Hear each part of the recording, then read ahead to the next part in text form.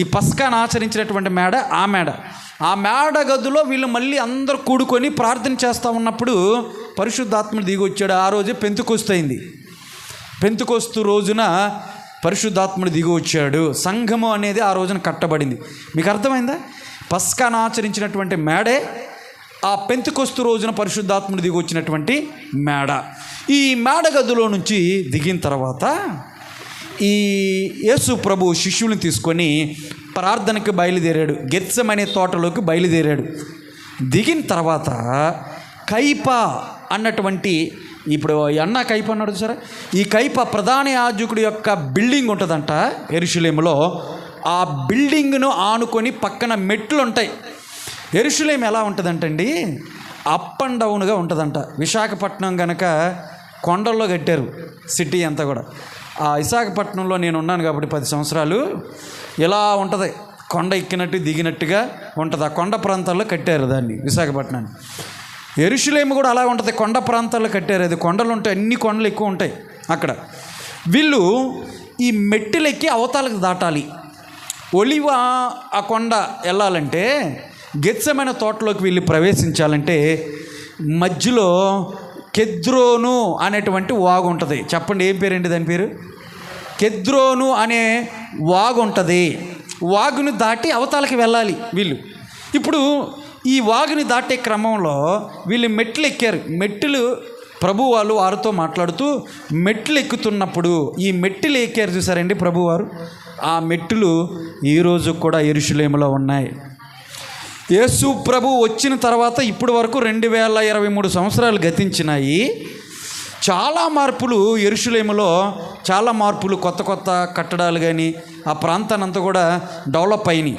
అయితే టచ్ అయినటువంటి ఒక ప్రాంతం ఉందంటే, యేసు ప్రభు మెట్లెక్కి గెత్సెమనే తోటలోకి వెళ్ళినటువంటి ఆ ప్రాంతాన్ని ఈరోజు ఫినిషింగ్ వేసేసి ఎవ్వరు కూడా వెళ్ళకోకుండా, ఆ దారిలో ఎవరు మెట్లు ఎక్కకోకుండా ఈరోజు ఫినిషింగ్ వేసేసారంట. ఒకప్పుడు దాన్ని నడవటానికి అనుమతి ఇచ్చారంట. చాలామంది ఆ మెట్లు ఎక్కేటప్పుడు ప్రభు పాదాలు టచ్ అయినటువంటి ఆ మెట్లు కాబట్టి ఈ మోకాళ్ళతో ఎక్కేవాళ్ళంట ఆ ప్రాంతానికి. అయితే ఇప్పుడు ఏం జరిగిందంటే, ఆ ప్రాంతం సేఫ్గా ఉండాలని ఇస్రాయేల్ గవర్నమెంటు ఆ ప్రాంతాన్ని ఫినిషింగ్ వేసేసి బయట నుండే చూస్తాం మనం. ఓహో, యేసు ప్రభు గెత్సెమనే తోటకి వెళ్ళినటువంటి రోడ్డు ఇవే మెట్లు అని మనం చూడగలుగుతాం. ఈ రోజున వెళితే అక్కడ ఫినిషింగ్ వేసేసారు, నడవలేము అక్కడ. ఇప్పుడు కూడా ఆ ప్రాంతం ఉంది, దాన్ని అసలు పట్టుకోలేదంట. ఆ ప్రాంతం అలాగే ఉంది. అయితే చూడండి, యేసు ప్రభు ఆ మెట్టులెక్కి ఆ కెద్రోను అనేటువంటి వాగు దగ్గరికి వచ్చాడు. ఇప్పుడు చూడండి, యోహాను సువార్త 18వ అధ్యాయం చదువు. మా మాట ఉంటుంది. యోహాను సువార్త 18వ అధ్యాయం ప్రారంభం చదువుకుందాం. యేసు ఈ మాటలు చెప్పి తన శిష్యులతో కూడా కెద్రోను వాగు దాటిపోయాను. ఇదిగోండి, కెద్రోను వాగు దాటిపోయాను. అక్కడ ఒక తోట ఉండెను. అక్కడ ఒక తోట ఉంది. దానిలోనికి ఆయన తన శిష్యులతో కూడా వెళ్ళాను. దానిలోకి తన శిష్యులతో కూడా వెళ్ళాను. నాగమ్మ, ఆ తోట పేరే గెత్సెమనే తోట. ఇప్పుడు యేసు ప్రభు ఈ మెట్టిలెక్కి కెద్రోను వాగుకి కొంచెం డౌన్గా దిగాలి. అక్కడికి ఆ దిగినప్పుడు వాగు ఉంటుంది. ఈ వాగుకి జాగ్రత్త గమనించండి, యెరూషలేము దేవాలయంలో గొర్రె పిల్లను వధిస్తారు కదా, ఆ వధించబడినటువంటి గొర్రె పిల్లలు పస్కా రోజున 2,58,000 గొర్రె పిల్లలని వధిస్తారంటండి. ఎన్ని? ఆ దినాల్లో 2,58,000 గొర్రె పిల్లల్ని వధిస్తారు, జంతువులను అక్కన పస్కా పండుగ రోజున. దాని రక్తము ఆ యెరూషలేము దేవాలయములో నుంచి ఈ కెద్రోను వాగుకి కనెక్ట్ చేసి పడి ఉంటుందంట. ఒక పైప్ ఉంటుందంట. ఈ కెద్రోను వాగుకి పైప్ కనెక్షన్ ఉంటుందంటే అక్కడ బలైనటువంటి ఆ జంతువు రక్తం అంతా కూడా ఈ వాగులో కలవటానికి ఈ పైపుని పెట్టారు. ఈ పైపులో నుంచి చుట్టినటువంటి రక్తము ఏమైందంటే పస్కా పండుగ రోజునంట ఈ వాటర్ స్వచ్ఛంగా ఉంటుంది కదా. ఎప్పుడు కూడా వాటర్ ఎలా ఉంటుంది? ప్లెయిన్గా ఉంటుంది కదా నీళ్ళు. ఆ రోజున మాత్రమే అడుగెత్తులో రక్తమేనంత ఎర్రటి వాటర్గా తయారైద్దంట. గొర్రెపిల్ల రక్తం అంతా కూడా అందులో కలిసిపోయి ఆ వాగంతా కూడా ఎర్రగా పోటెత్తిపోద్దంట. అడుగెత్తులో అడుగెత్తులో ఎర్రటి రక్తము ప్రవహించిద్దంట. ఈ రోజున మనకి ఒక సైంటిస్ట్, ఒక వ్యక్తి ఆ డ్రైనేజ్ పైపుని కనుక్కున్నారండి, దాన్ని భద్రపరిచారు. ఆ రోజు యేసుప్రభు ఉన్నటువంటి దినాల్లో ఈ యెరూషలేము నుంచి కెద్రోను వాగుకి రక్తాన్ని డ్రైన్ చేసేటువంటి ఒక పైపుని వాళ్ళు కనుక్కొని దాన్ని టెస్ట్ చేసి దాన్ని యెరూషలేము మ్యూజియంలో పొందుపరిచారు. చూడొచ్చు దాన్ని.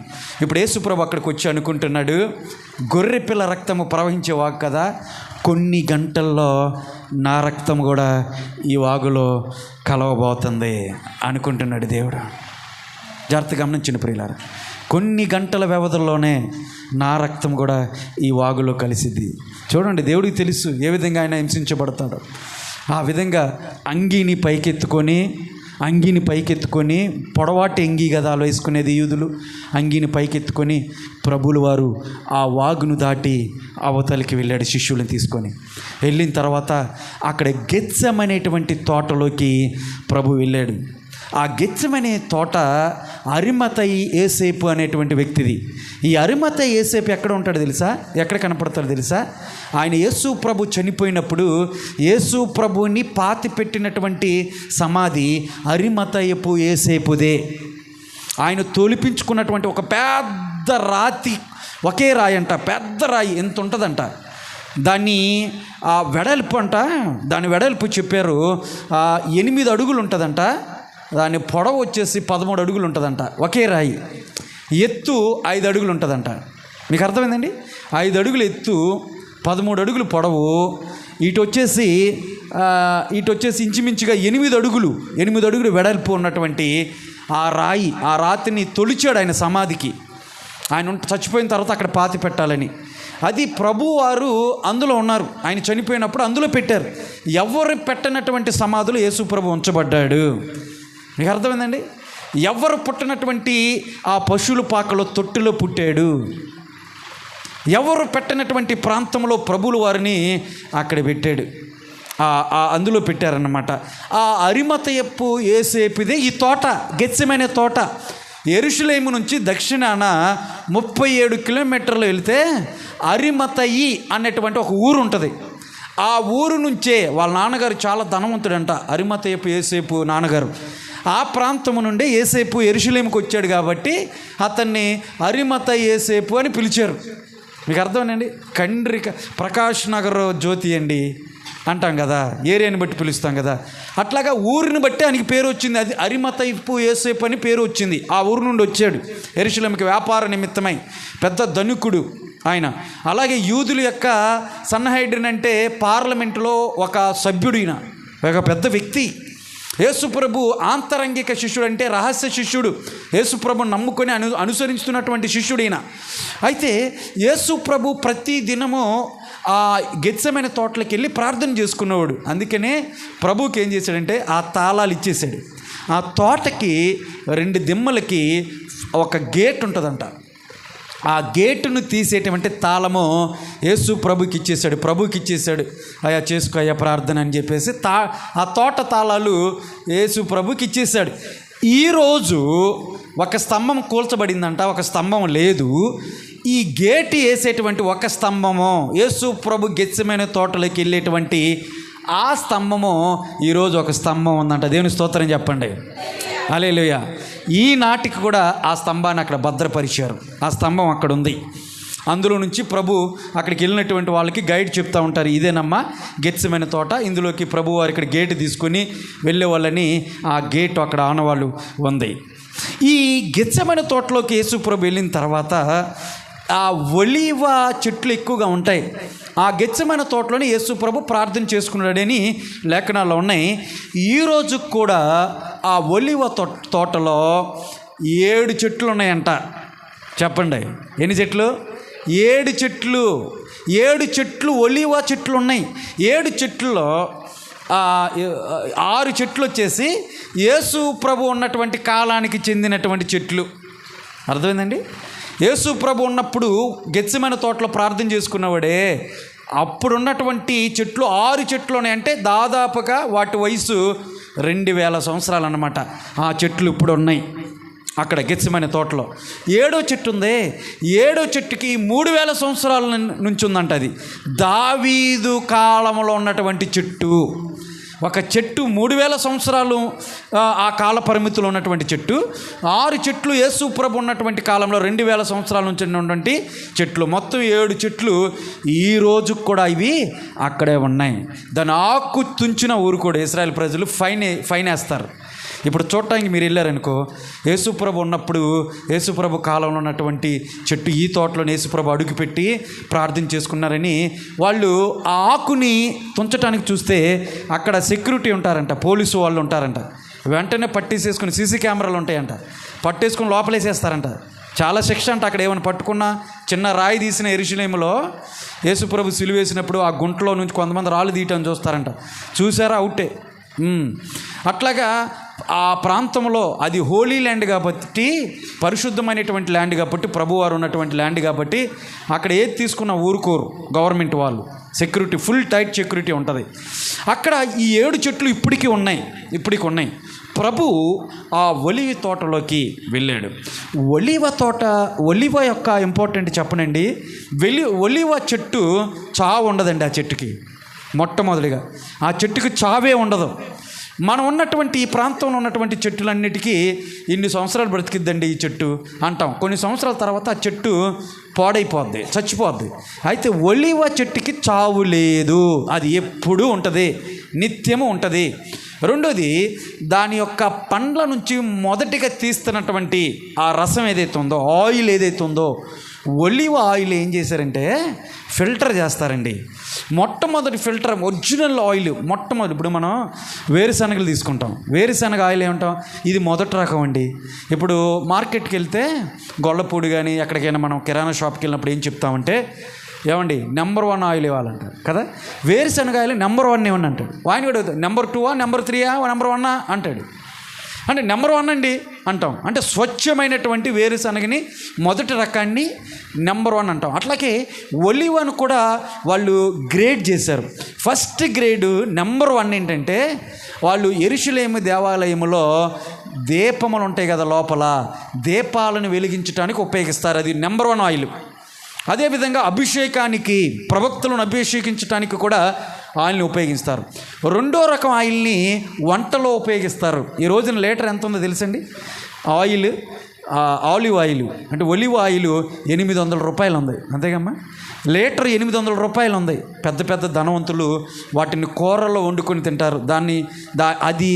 దానివల్ల వండుకొని తినటం వల్ల, వంట నూనెగా మనము దాన్ని తీసుకోవటం వల్ల ఆరోగ్యానికి చాలా లక్షణాలు ఉన్నాయి. మంచి ఆరోగ్యాన్ని ఇస్తుంది, గుడ్ కొలెస్ట్రాల్ని పెంపొందిస్తుంది, చెడు కొవ్వుని తీసేస్తుంది, హార్ట్ని చక్కగా భద్రపరిచిద్దంట. అంత మంచి ఆయిల్ ధనవంతులు లీటర్ 800 అంటే మనం ఎక్కడ తెచ్చుకుంటాం? దొరికిద్ది మార్కెట్లో. అయితే 2వ రకం ఆయిల్ని కూరల్లో వాడతారు, వంటల్లో. 3వ రకాన్ని వాళ్ళు ఈ మసాజ్కి వాడతారు. మసాజ్ చేస్తారు. సో మసాజ్ సెంటర్లు అంటారు, బాడీని మసాజ్ చేస్తూ ఉంటారు. ఆ మసాజ్ కూడా శరీరానికి కాంతివంతమైనటువంటి శరీరం, అంటే మంచి శరీర ఆకృతిని తీసుకొచ్చిద్దంట ఆయిల్. దాన్ని వాడతారు. ఆ విధంగా 4వ చివరిది కూడా ఉంది ఆయిల్. దాన్ని గాయాలకు దేనికో రాస్తారంట. ఈ విధంగా ఈ ఆయిల్ని ఈ విధంగా ఉపయోగిస్తారు, ఒలివ్ ఆయిల్ని ఫిల్టర్ చేసి. అదేవిధంగా అప్పట్లో ఈ ఆట పోటీలు కానీ అథ్లెటిక్స్ ఏవైతే ఉన్నాయో వాటిని గెలిచినటువంటి వారికి ఈ ఒలివ చెట్టుల్ని కిరీటం గల్లి పెట్టేవాళ్ళంట. అంటే ఆలివ్ చెట్టుకు ఉన్నటువంటి గొప్ప లక్షణం అది. దానికి ఇచ్చినటువంటి ఆధిక్యత. ఆలివ్ ఆకుల్ని వాళ్ళు అల్లి కిరీటాన్ని వాళ్ళు పెడితే, ఈడు ఫస్ట్ క్లాస్ రా, ఈడు పాస్ అయ్యాడు, ఇది ఫస్ట్ అని చెప్పాలంటే దాన్ని కిరీటాన్ని తీసుకొచ్చి పెట్టేవాళ్ళంట. రెండవదిగా, యుద్ధాల్లో ఒక రాజ్యం ఇంకో రాజ్యం, 2 దేశాలు పొట్లాడుకుంటున్నాయి అనుకో, యుద్ధం చేస్తాను, వాళ్ళకి శాంతి ఒప్పందం ఎలా ఉండేది తెలుసా? శాంతి ఒప్పందం ఒలివ ఆ కొమ్మని విరిచి ఇచ్చేవాళ్ళంట. దానికి శాంతి చిహ్నంగా ఒలివ ట్రీ కనపడుతుంది. శాంతికి చిహ్నంగా ఒలివ చెట్టు కనపడుతుంది. ఆ కొమ్మని ఇచ్చేవాళ్ళంట శాంతికి చిహ్నంగా. మనం ఒక సహోదర భావంతో ఉందామో, సహోదరి భావంతో ఉందామో, యుద్ధాలు వద్దు, శాంతి అన్నదాన్ని ఆ కొమ్మని ఇచ్చేవాళ్ళంట. మీకు అర్థమైందండి? ఒలివ చెట్టు యొక్క ఇంపార్టెంట్ అంత ఇంపార్టెంట్. దానికి ఏమో లేదు, చావు లేదు. ఆ తోటలోకి ప్రభువుల వారు వెళ్ళి ఆ రాత్రి ప్రార్థన చేసుకున్న తర్వాత, జాగ్రత్తగా గమనించండి, ప్రార్థన ఏ విధంగా చేశారో నేను గతించినటువంటి వారంలో చెప్పాను ఆ విషయాలను కూడా. నాకు సమయం లేదు కాబట్టి నేను ముందుకు వెళ్తాను. ఆ గెత్సెమనే తోటలో ప్రభు ప్రార్థన చేసి 3 సార్లు ఆయన కొంతమంది శిష్యుల్ని ఆ దిగువ భాగాన ఉంచి, అక్కడ ఉంచి 3 శిష్యుల్ని, ఆంతరంగిక శిష్యులు పేతురు, యోహాను, యాకోబు, ఈ 3 యోహాను, యాకోబు 2 అన్నదమ్ములే, జబదయి కుమారులు, వాళ్ళ తండ్రి చేపల వ్యాపారస్తుడు, పెద్ద వ్యాపారస్తుడు అంట ఆయన జబదయ్య. ఈ ఫిషింగు అక్కడ ఆ ఏరియాలో హార్బర్ ఉండేది, ఆ చేపలు పెట్టి మంచి వ్యాపారం చేసేవాడంట ఆయన. అతని కుమారులే 2, యోహాను, యాకోబు, జబదయి కుమారులు. వీళ్ళిద్దరూ, పేతురు, ఈ 3 యేసు ప్రభు యొక్క దగ్గర శిష్యులు, ఆంతరంగ శిష్యులు. వీళ్ళ 3 తీసుకొని ఆ ప్రాంతానికి వెళ్ళి వాళ్ళని ఒక చోట పెట్టి, రాయవేత దూరంలో, అంటే ఒక రాయి విసిరితే ఎంత దూరం వెళ్తుందో అంత దూరానికి వెళ్ళి ప్రభువులు వారు ప్రార్థన చేసుకొని వచ్చారు. ఎలా ప్రార్థన చేసుకున్నారని చెప్పేశాం. చివరికి వచ్చిన తర్వాత అప్పుడు ఆయన వాళ్ళ దగ్గరికి వచ్చి ఒక మాట చెప్పాడు. ఇక చాలే, మీరు ఇక పడుకునే సమయం వచ్చిందిలే, ఇప్పటి వరకు మెలకువగా ఉండి ప్రార్థన చేయమంటే చేయలేకపోయారు, ఇక మీరు రెస్ట్ తీసుకోండి లేక, నేను ఉండను లేక, మీరు చక్కగా పడుకోవచ్చులే, కానీ ఇప్పుడు మనుష్య కుమారుడు అప్పగించేటువంటి గడియ వచ్చింది, పాపుల చేతులకి అప్పగించబడే గడియ సమయం ఆసన్నమైందని ప్రభు చెప్పాడు. ఇదిగో సమీపంగా ఉన్నాడు, యోధా వస్తున్నాడు తీసుకొని సైనికులని చెప్పేసి ప్రభు చూశాడు కాబట్టి ఆ మాట చెప్పగలడు. ఆ మాట చెప్తుండగానే ఇప్పుడు ఏం జరిగింది తెలుసా? యేసు ప్రభు దగ్గరికి యోధా 1250 మంది సైనికులను తీసుకొని వచ్చాడు. ఎంతమంది అండి? 1250 మంది. అందులో రోమా సైనికులు 600 మంది. 600 మంది, 400 మంది ప్రధాన యాజకుడి దగ్గర ఉన్నటువంటి గార్డ్స్, సెక్యూరిటీ గార్డ్స్ ఒక 400 మంది వచ్చారు. 250 మంది సన్హెడ్రిడ్లో ఉన్నటువంటి, పార్లమెంట్లో ఉన్నటువంటి పోలీసు వాళ్ళు 250 మంది. మొత్తం ఎంతమంది అయ్యారు? 1250 మంది గుదిలితోనూ కత్తులతోనూ యేసు ప్రభుని బందిపోటు దొంగను పట్టుకునే విధంగా, ఒక దొంగవాడిని పట్టుకునే విధంగా ఆ గెత్సెమనే తోటలోకి ఎంటర్ అయిపోయారు. ఎంటర్ అయినప్పుడండి వాళ్ళని ఒక మాట చెప్పాడు యోధా, ఒక మాట చెప్పాడు. ఇస్కరియోతు యోధా ఒక మాట చెప్పాడు. ఎందుకు? యేసుప్రభు చెప్పాడు కదా, నీ పని చూసుకొని అప్పగించడానికి నువ్వు సన్నాహాలు చేస్తున్నావు కదా, అపవాది చేత నువ్వు ప్రేరేపించబడ్డావు, నీ పని చూడు అని చెప్పేసి అన్నప్పుడు అక్కడి నుంచి వెళ్ళిపోయి వెంటనే ప్రధాన యాజకుల దగ్గరికి వెళ్ళిపోయాడు యోధా. ప్రధాన యాజకుల దగ్గరికి వెళ్ళిపోయి బేరం కుదిరిచేసుకున్నాడు 30 వెండి నాణ్యములకి. అప్పట్లో ఒక బానిస 6 నెలలు కష్టపడితే ఇచ్చేటువంటి జీతం ఈ నాణ్యాలు, 30 నాణ్యాలు. 6 నెలలు ఒక వ్యక్తి పాలేరుతనం చేస్తే ఒక వ్యక్తి దగ్గర 30 నాణ్యాలు ఇస్తారు. ఆ 30 వెండి నాణ్యాలని యేసు ప్రభు ప్రాణానికి విలువగట్టి ఈ యోధా ఆ ప్రధాన యాజకుల దగ్గర బేరం కుదుర్చుకొని వచ్చాడు. వాళ్ళని తీసుకొని వచ్చాడు. తీసుకొని వచ్చేటప్పుడు వాళ్ళకి ఒకటి చెప్పాడు. ఏంటంటే, యేసు ప్రభు ఈ చీకట్లో మీకు తెలియదు కాబట్టి నేను ఎవరినైతే ముద్దు పెట్టుకుంటానో అతనే యేసు ప్రభు, ఆయన్ని పట్టుకోండి అని చెప్పేసి అన్నాడు. కారణం ఏంటంటే, అప్పుడు యేసు ప్రభుని ముద్దు పెట్టుకున్న కారణం ఏంటి తెలుసా? ఆ రోజుల్లో గురు శిష్యువు వాళ్ళిద్దరు కలిసినప్పుడు ఎలా ఉండేదంటే, రోజు వాళ్ళు కలిసినప్పుడు శిష్యుడు గురువు గారిని పట్టుకొని ఈ కుడి బుగ్గ మీద ముద్దు పెట్టేవాడు. అది ఆచారం, వాళ్ళకి అది ఆచారం, మర్యాద. ఆ విధంగానే ఇప్పుడు ముద్దు పెడతాడు శిష్యుడు. యోధా వెళ్ళి, యేసు ప్రభు గురువు కాబట్టి శిష్యుడు వెళ్ళి ముద్దు పెడతాడు. ఈ ఆచార క్రమంలోనే వీళ్ళకి ఏం చెప్పాడంటే, ఒక హింట్ ఇచ్చాడు. ఏంటంటే, నేను ఎవరినైతే ముద్దు పెడతానో అతనే ప్రభు. ఎందుకో తెలుసా? అక్కడ చిన్న యాకోబు అని ఒక అతను ఉంటాడు. చిన్న యాకోబు. ఈ యాకోబు యేసు ప్రభు యొక్క సహోదరుడు. అంటే ఎలా ఉంటాడంటే, పెద్దమ్మ అనుకోవచ్చు. అంటే మరియమ్మ గారి యొక్క అక్క చెల్లెలు ఉంటారు కదా, సహోదరులు, ఆ యొక్క కుమారుడు యాకోబు. చిన్న యాకోబు అని పిలిచేవాళ్ళు. చిన్న యాకోబు యేసు ప్రభు ఒకలాగే ఉండేవాళ్ళు అంట. కన్ఫ్యూజ్ అవుతారు. అందుకని ఈ చీకట్లో యేసు ప్రభు అనుకొని ఆ యాకోబుని పట్టుకున్నారనుకోండి, ఈయన మిస్ అయిపోతాడు, తప్పించుకుంటాడని యోధా ఏం చేశాడంటే ఈ సైనికులకి చెప్పేశాడు ముందుగానే, నేను ఎవరినైతే ముద్దు పెట్టుకుంటానో ఆయన్ని జాగ్రత్త పట్టుకోండి అని వెళ్ళి యేసు ప్రభు దగ్గరికి వచ్చి యేసు ప్రభును కౌగిలించుకొని ముద్దు పెట్టాడు. యేసు ప్రభుకు ముద్దు పెట్టాడు. ఆ ముద్దు పెడతాం ఆలస్యం, వచ్చేసారు సైనికులు. అక్కడ ఒక కార్యం జరిగింది, జాగ్రత్తగా గమనించండి. పస్కా మేడ నుంచి దిగేటప్పుడు శిష్యుడు అక్కడ 2 కత్తులు ఉంటే ఒక కత్తి పేతురు అనేటువంటి శిష్యుడు పెట్టుకున్నాడు. ఆయన యేసుప్రభు ఏం చెప్తాడంటే, నీకు 2 బట్టలు ఉంటే ఒక బట్టనైనా సరే అమ్మేసి ఒక కత్తిని మెయింటైన్ చేయి అన్నాడు. అది వేరేగా అర్థం చేసుకోకూడదు.